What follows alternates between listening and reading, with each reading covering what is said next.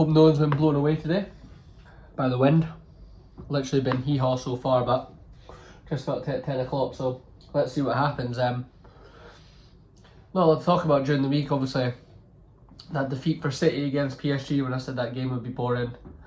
PSG ended up coming back from 2-0 down to win 4-2, so City have got to beat Club Brugge next week to go through, which is probably the story of the tournament. They're just having those moments, and seen a lot of people dig into Pep on my TikTok and Instagram and YouTube and all the clips that you get. Like a lot of digs into Pep. He's never been the best manager anyway. He can only manage the best teams. He's always got the most money.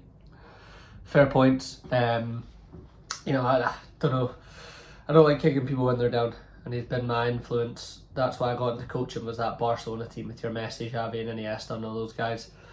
That's the reason I got into coaching and did it for close to 10 years. So never kick a man when he's down. I get the point of like people are getting a bit bored of the pepification of football, and it's getting a bit boring, but it always goes in waves. There's always errors, so it'll be interesting to see how that carries on. I'm thinking about doing a little podcast with someone I know I've done one with before on coaching, and maybe just diving a little bit more into that idea of the whole pepification of football and kind of having a little bit of a debate about it. So we'll see.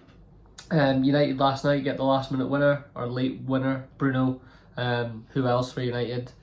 Both teams, Rangers and Man United, very, very poor. Two huge global clubs, huge history, known around the world, and both clubs that are just really in their own ways, just struggling a little bit and find themselves a bit behind the other teams in their league. Rangers just clearly being Celtic, but behind themselves the other teams in the league, and just find themselves in a kind of stale moment and not sure exactly the direction that the club's going to go in.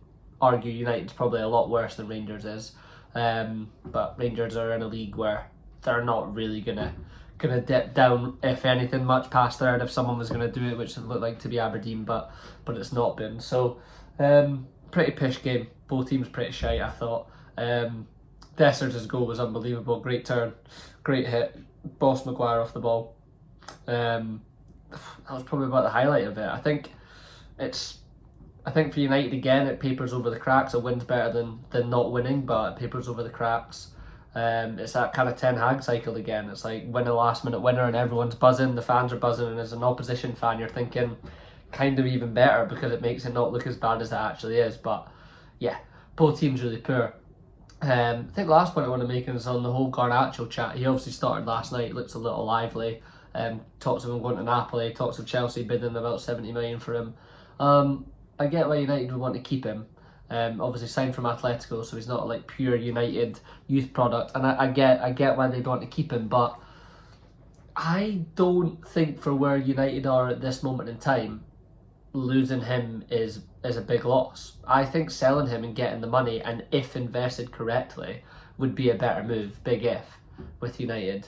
I don't think he's a huge loss at the moment. I think he could be a good player. I think he shows flashes of brilliance.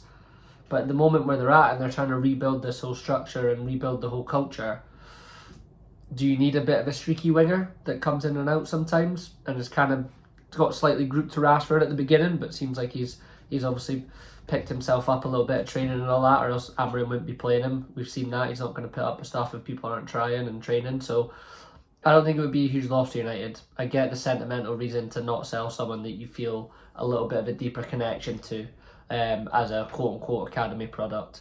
But I think if reinvested properly, it's kind of like when Liverpool sold Coutinho, 120 million, and you reinvest that money correctly. Remember at the time with Coutinho, it was like, it's a great player, but it didn't seem like it fitted him. And to be honest, selling him at the time was a bit like, what are we going to do?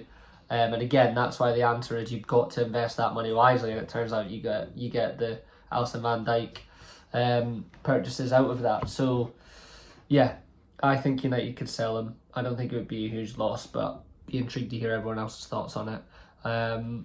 Hope everyone stays safe. No one gets blown away today. Have a good one.